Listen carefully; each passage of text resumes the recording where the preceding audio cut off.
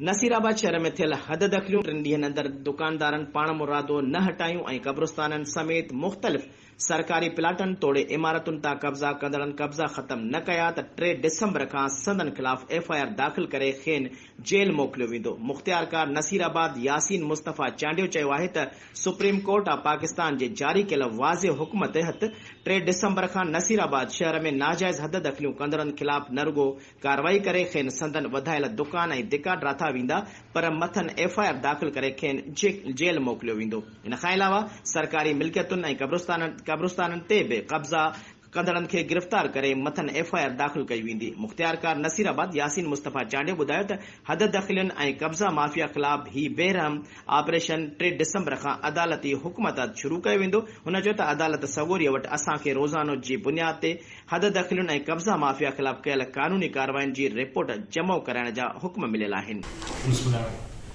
जीअं त जनरल आवाम खे इतलाह थो ॾिनो वञे विदिन 3 days 3 ॾींहनि जे अंदरि पंहिंजी इंक्रोचमेंट जेका बि आहे उहा सॼी रिमूव कनि।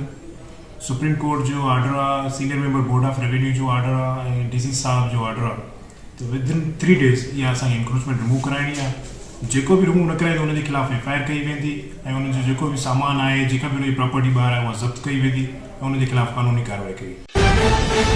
For more news and updates, keep watching BTV News First Ultra HD web channel.